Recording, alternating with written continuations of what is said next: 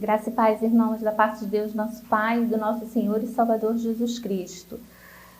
É um prazer poder estar novamente com vocês, estudando a Palavra de Deus. Hoje estaremos estudando o capítulo 6 da carta de Paulo aos Gálatas, versículos de 6 a 10. Eu convido vocês a estarem abrindo as suas Bíblias.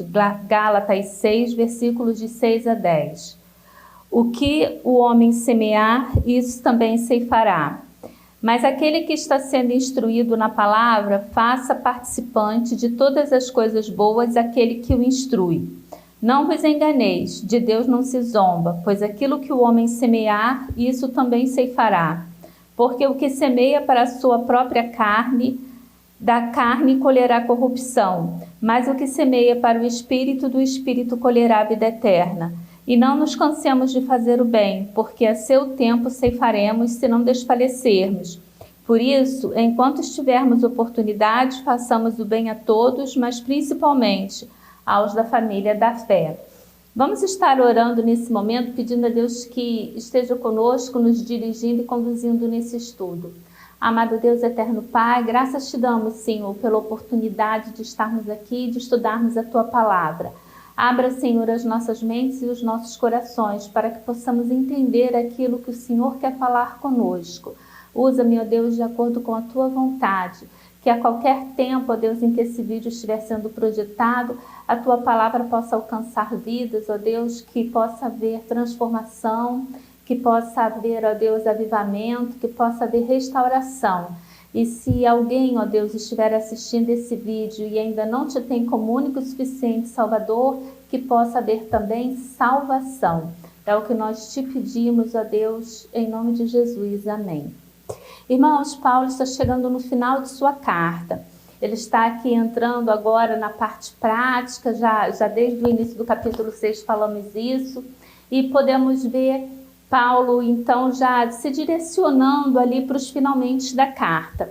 De repente, aparecem esses versículos aqui de 6 a 10. Numa olhada rápida, Paulo vinha aqui no início do capítulo 6, ele veio ali no capítulo 5, falando sobre as obras da carne, as obras do Espírito. Depois ele entra ali falando do relacionamento pessoal entre os irmãos. De repente, Paulo começa a falar aqui de pagamento de obreiro.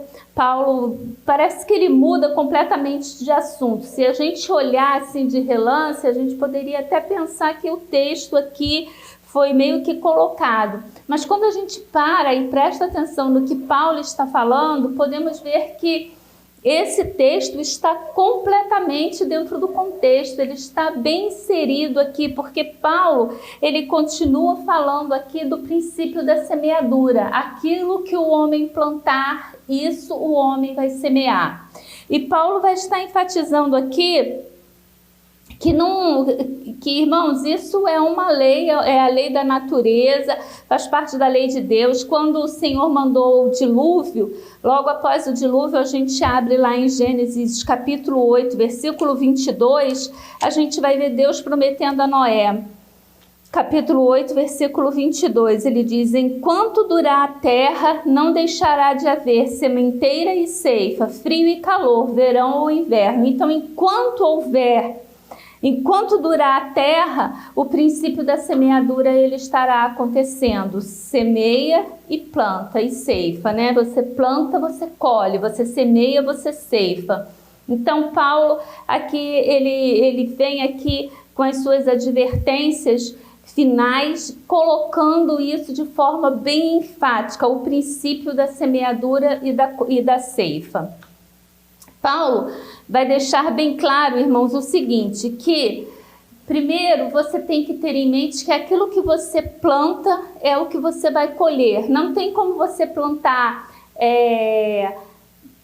cevada e colher trigo. Você só vai colher trigo se você plantar trigo. Você só vai colher arroz se você plantar arroz. Se você plantar feijão, você vai colher feijão. Você não vai colher arroz.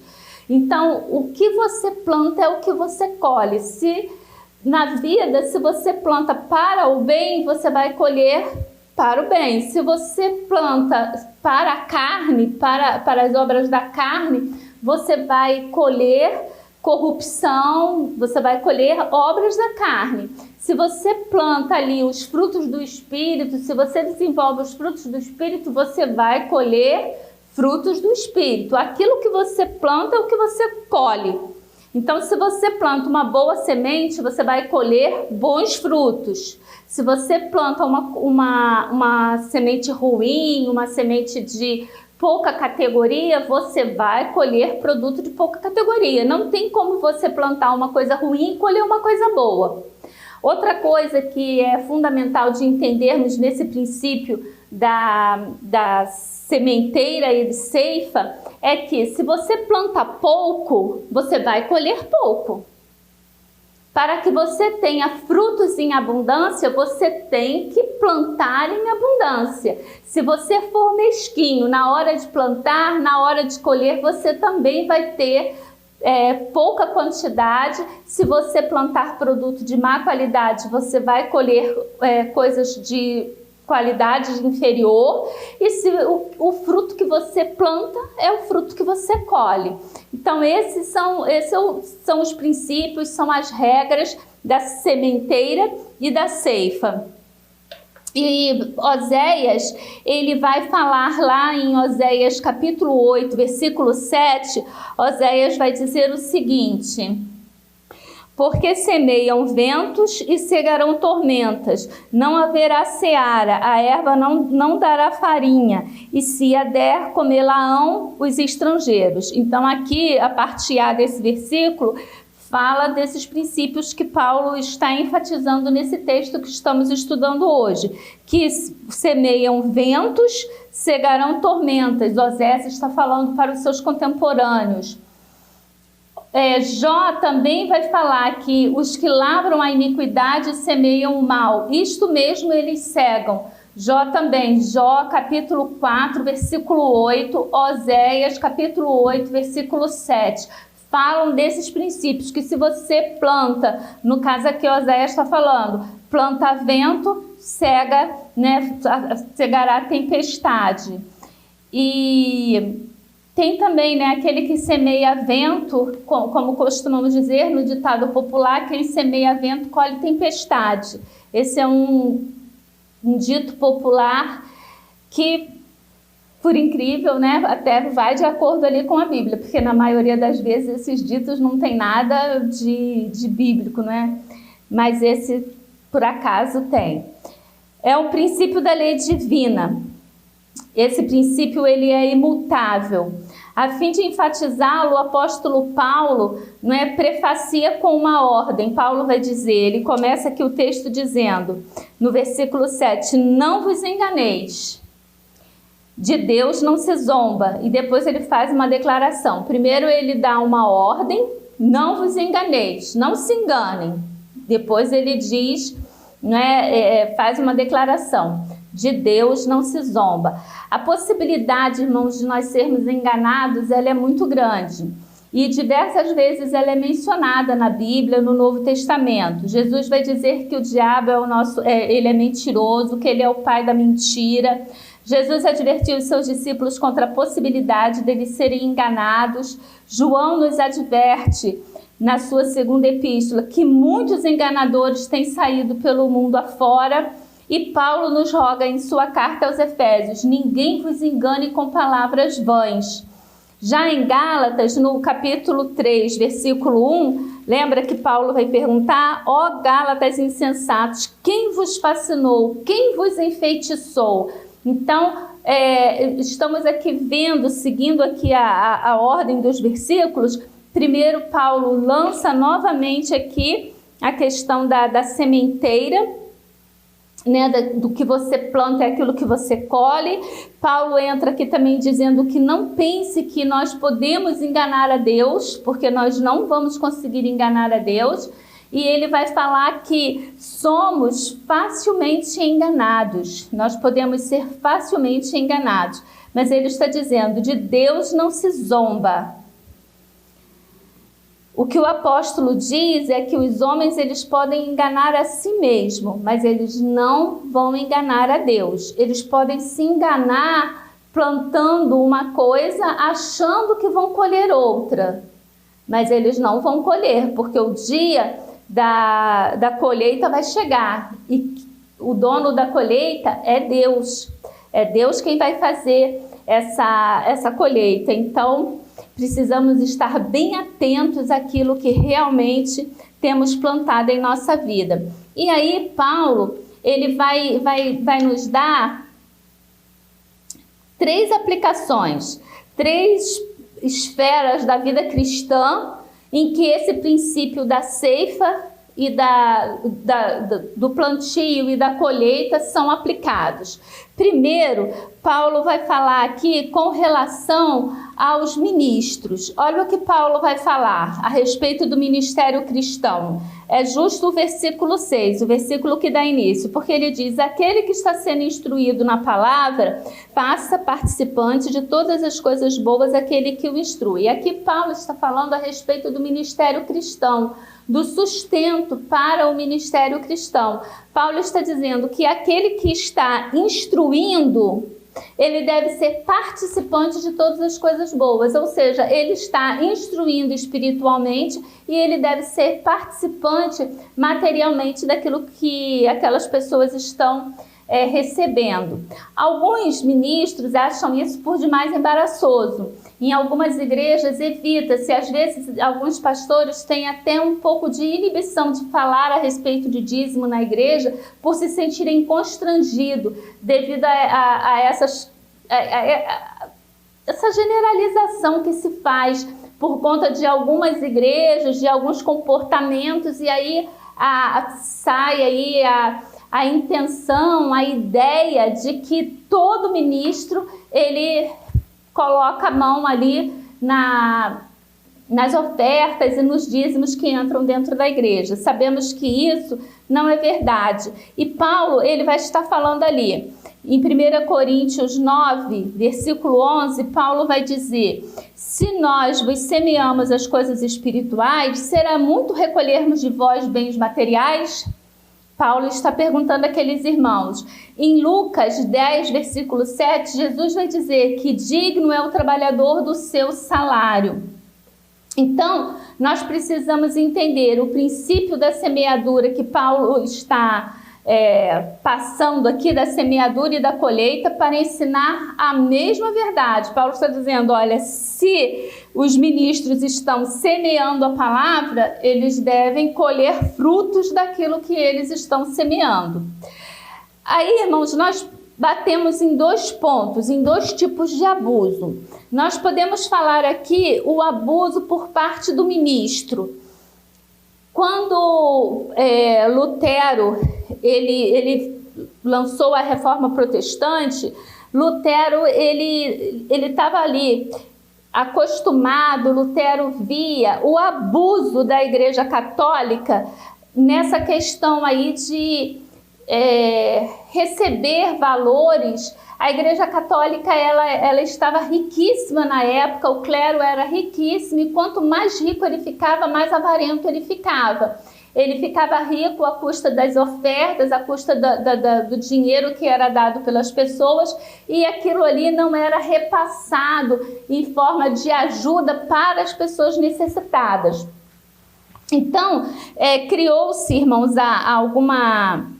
uma mentalidade de que quem é ministro tem um emprego confortável, ele pode ficar à vontade, ele não precisa fazer nada, porque ele tem um emprego que é para sempre. E nós vemos realmente que em algumas igrejas, às vezes acontece de ter um ministro ali que não opera na obra de Deus, ele não atua, não trabalha, deixa as coisas realmente correr à deriva, dando mau exemplo. Algumas igrejas, algumas denominações têm buscado realmente enriquecimento, temos trabalhado muito aí em cima dessa teologia da prosperidade, onde algumas igrejas trabalham isso e seus líderes são, vivem. Eu não vou dizer, irmãos, que eles são ricos ou que eles não mereçam aquilo que eles têm, mas uma coisa que nós podemos observar é que há uma distância muito grande entre os seguidores e os líderes e a liderança. E nós precisamos entender essa questão aí, o que é que está realmente acontecendo com isso aí. Então, mas dentro da nossa denominação, o que eu gostaria realmente de estar trabalhando aqui é na questão da preguiça, da indolência de muitos ministros com relação ao ministério, a acomodação de alguns ministros. Lá no livro, na carta de 1 Timóteo, Timóteo vai dar como que vai ser dada ali como que uma solução para esse problema, porque lá em 1 Timóteo 5,17, Paulo vai nos dizer: devem ser considerados merecedores de dobrados honorários os presbíteros que presidem bem, com especialidade os que se afadigam na palavra e no ensino, pois a Escritura trabalha: não amordaces o boi quando pisa o grão, e ainda o trabalhador é digno do seu salário. Não parece uma coisa muito lisonjeira, né? Comparar o ministro com o boi. Mas aqui, na verdade, o que ele está chamando é tanto o boi como o ministro de trabalhador, de operário. E a palavra grega usada aqui, ela vai até na tradução como labuta, né? A pessoa que labuta com todas as forças, com todos os seus meios. O ministro, ele precisa estudar a palavra de Deus. Ele precisa se dedicar à palavra para que ele possa estar transmitindo. Quando, irmãos, realmente nos dedicamos ao estudo da palavra, é uma coisa que toma realmente tempo para pesquisa, para preparo. Não dá para se chegar e passar conteúdo e receber a inspiração, tem que ter o tempo da oração, o contato ali do ministro com Deus, pedindo a inspiração, pedindo a direção de Deus para aquilo que deve ser dito. Isso tudo realmente demanda tempo. O que fica muito dificultoso quando o ministro precisa trabalhar as suas 44 horas, né, no mínimo, semanais, e cuidar do ministério de uma igreja. Realmente fica assim muito difícil dar conta das duas coisas, de uma vida de trabalho secular e uma vida ministerial. Uma delas vai ficar ali deficitária, porque é realmente bastante complicado. Mas, se nós temos abuso da parte dos ministros, nós também temos abuso por parte da congregação. Algumas congregações, por elas pagarem o salário, por elas, né, ali sustentarem a família, o ministério pastoral, muitas pessoas se acham donas do pastor. E elas querem controlar aquilo que o pastor pode ou não falar do púlpito. Elas querem direcionar o ministério pastoral. E isso, irmãos, está totalmente fora. E a gente vê algumas famílias de pastor, alguns ministérios, as pessoas realmente passando por profunda humilhação, porque são obrigadas a se sujeitarem, a se submeterem a várias coisas, entendeu? Que não são bíblicas, por causa da dureza de coração de alguns membros de igreja. Principalmente quando existe uma discrepância financeira muito grande dentro da igreja e algumas famílias como que dominam. Então, se eu parar de dar o dízimo, o pastor não tem como receber. Então, o pastor está aqui, ó, na minha mão. Isso realmente não é bíblico. E o relacionamento entre mestre e discípulo, entre ministro e congregação, é um relacionamento de koinonia, de comunhão. E se temos um ministro que realmente é ungido por Deus e recebe a orientação e a direção de Deus para o seu ministério, esses irmãos vão responder por conta dessas atitudes incoerentes. O outro ponto que Paulo vai ressaltar aqui, a outra esfera da experiência cristã que Paulo vai falar, é a respeito da santidade cristã.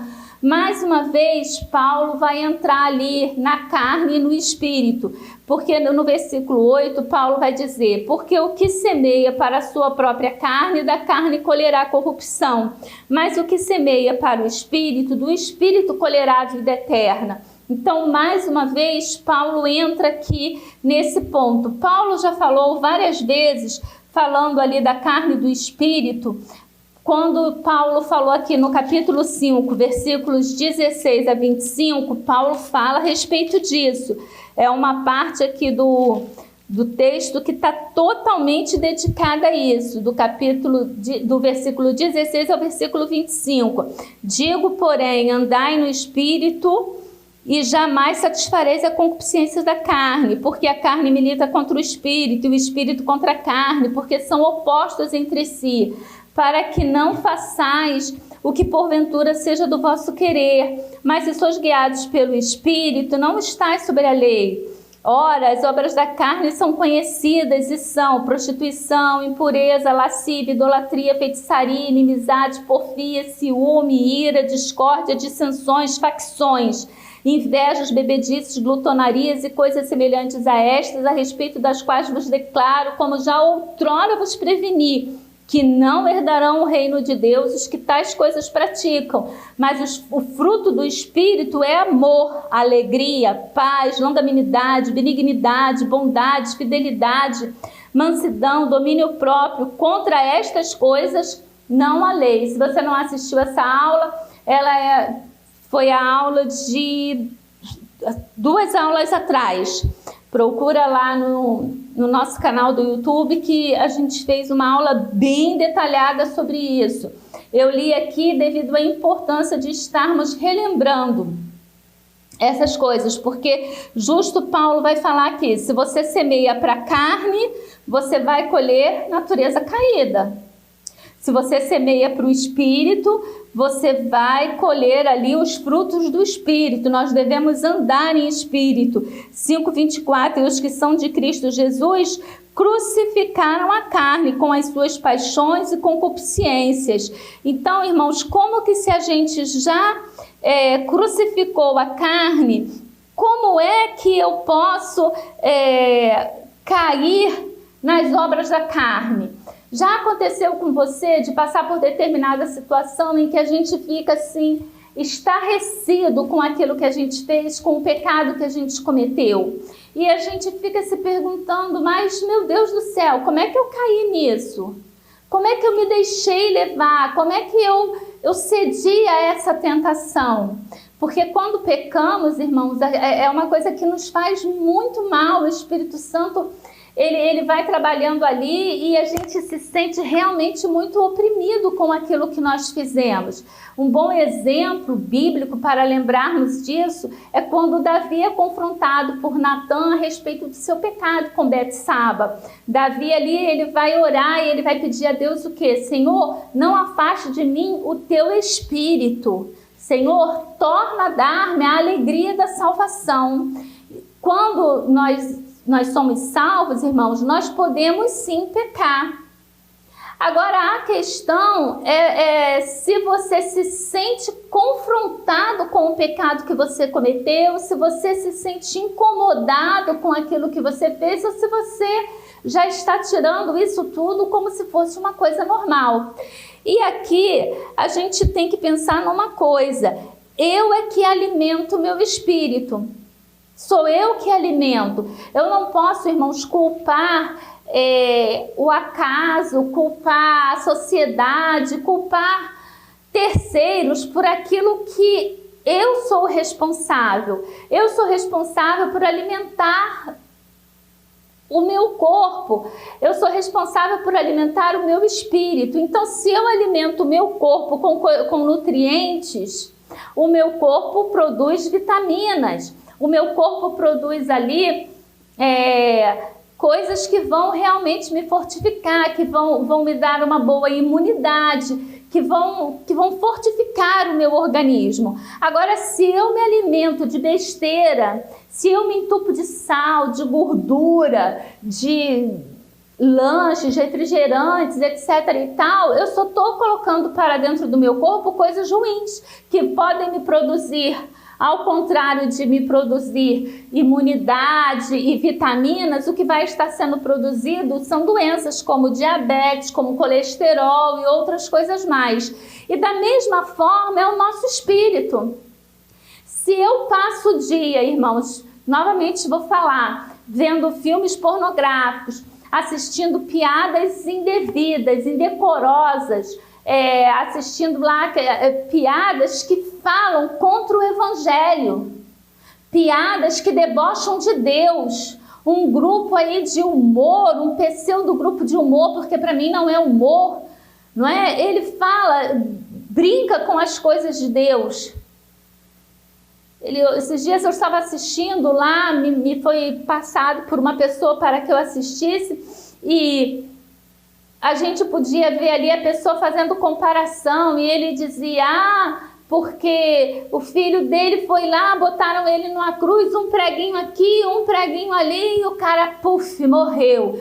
Porque o filho de Zeus, se ele tivesse sido colocado ali, que não sei o quê. Então são coisas assim, irmãos, e a pessoa estava rindo, achando aquilo super engraçado, e eu fiquei assim, entende? E eu fui aos poucos ali colocando para aquela pessoa, explicando para ela que aquilo ali realmente era heresia pura, e que você fica ouvindo aquilo ali, irmãos, diariamente, você fica ali ouvindo aquela piadinha, ouvindo aquela coisa ali, assistindo ali aquele videozinho pornográfico, fazendo ali, deixando-se levar por pensamentos que você sabe que você não deveria alimentar.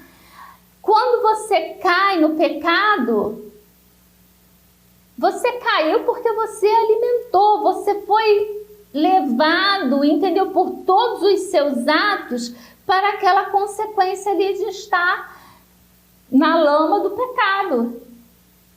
Porque se você alimenta o seu espírito, você vai estar produzindo coisas boas, mas a gente passa, irmãos, a semana inteira sendo bombardeado por coisas que não tem nada de espirituais.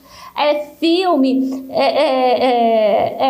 vídeos no YouTube, são discussões, sabe, várias coisas aí podcast, tanta coisa que as pessoas passam ali o dia ouvindo, se alimentando daquelas coisas que não tem nada de espirituais, muito pelo contrário, e depois aquele pensamento, ele fica como se fosse uma coisa normal. Eu já comentei aqui, dando uma das aulas atrás, mas eu me senti assim, pega numa armadilha dessa, quando estava assistindo a um seriado que eu gostava muito mesmo, e de repente assim, lá teve um relacionamento homossexual, e as duas pessoas que se relacionavam brigaram, e de repente, irmãos, eu me vi como que torcendo para que aqueles personagens voltassem a se relacionar. Aí eu parei para pensar e eu falei, gente, o que é isso? Onde o meu pensamento está me levando? Eu fui despertada para a linha para o qual eu estava caminhando. Agora, se ao ser despertado eu não me toco, irmão, se eu acho, não, isso não tem nada a ver, isso é apenas uma ficção, é uma coisa que está passando ali, mas não tem nada a ver. A gente tem muito isso de dizer que não tem nada a ver, não, isso não tem nada a ver, isso é uma bobeirinha. Não é bobeirinha, você está alimentando a sua carne e não o seu espírito. Alimentar o espírito é você orar, é você estudar a palavra de Deus, é você pensar nas coisas que são do alto e não nas coisas que são de baixo, é você ir por essa linha. Isso é alimentar o espírito. E quando você se vê diante de determinadas situações, você não vai ser levado por aquelas ideias ou por aqueles pensamentos. Por último, Paulo vai fazer aqui, vai nos trazer a ideia do outra esfera da experiência cristã, nos versículos 9 e 10, falando aqui da prática do bem do cristão. E Paulo vai dizer: e não nos cansemos de fazer o bem, porque a seu tempo ceifaremos, se não desfalecermos. Por isso, enquanto tivermos oportunidade, façamos o bem a todos, mas principalmente aos da família da fé. Aqui o assunto muda novamente, agora ele vai sair da santidade pessoal para a prática do bem, para a ajuda dos outros. Paulo vai estar aqui falando das atividades filantrópicas na igreja ou na comunidade. Paulo vai estar enfatizando aqui também, irmãos, que nós devemos fazer o bem enquanto tivermos oportunidade, mas o bem nós devemos fazer principalmente aos domésticos da fé. Nós devemos amar e fazer o bem também por aqueles que nos perseguem, pelos nossos inimigos, mas o primeiro é para aqueles que realmente são os domésticos da fé. Paulo, então, ele vai estar enfatizando: e não nos cansemos de fazer o bem, porque a seu tempo ceifaremos, se não desfalecermos. Por isso, enquanto tivermos oportunidade, façamos o bem a todos, mas principalmente os da família da fé. Aqui o assunto muda de figura. Agora Paulo vai deixar de falar da santidade pessoal para começar a falar sobre a prática do bem, sobre a ajuda filantrópica que nós devemos dar tanto na igreja como ou na comunidade. Em 2 Tessalonicenses 3,13, Paulo também fala sobre isso. E vós, irmãos, não vos canseis de fazer o bem. Paulo está sempre repetindo isso. O serviço cristão ativo é um trabalho cansativo e exigente. Somos tentados a desanimar, a relaxar e até mesmo a desistir. Por isso o apóstolo se preocupa em estar nos dando incentivo ao dizer-nos que o fazer o bem é como semear. Se perseverarmos semeando, então a seu tempo nós ceifaremos, se não houvermos desfalecidos. Se o lavrador se cansar de semear, deixando metade do seu campo sem sementeira, ele vai colher apenas a metade. O mesmo acontece com as boas obras. Se desejamos uma colheita, então temos de concluir a semeadura e temos de ser pacientes como o lavrador, que aguarda com paciência o precioso fruto da terra. Às vezes, irmãos, os cristãos agem como criança, com referência a colheita, porque eles semeiam e eles querem colher no outro dia. E nós sabemos que não é assim, existe um tempo para que possamos realmente colher. Conclusão: consideramos as 3 esferas da vida cristã às quais Paulo aplica o seu inexorável princípio de que aquilo que o homem semear, isso também ceifará. Na primeira, a semente é a palavra de Deus, semeada pelos mestres na mente e corações da congregação. Na segunda, a semente são nossos próprios pensamentos e atos, semeados no campo da carne ou no campo do espírito. E na terceira, a semente são as boas obras, semeadas nas vidas de outras pessoas e na comunidade. Em cada caso, embora a semente e o solo sejam diferentes, a semeadura é seguida pela colheita. O mestre que semeia a palavra de Deus vai colher o seu sustento. É propósito de Deus que seja assim. O pecador que semeia para a carne vai colher corrupção. O crente que semeia para o espírito vai colher vida eterna, uma comunhão cada vez mais profunda com Deus. O filantropo cristão que semeia boas obras na comunidade vai fazer uma boa colheita na vida daqueles a quem ele serve e terá uma recompensa para si mesmo na eternidade.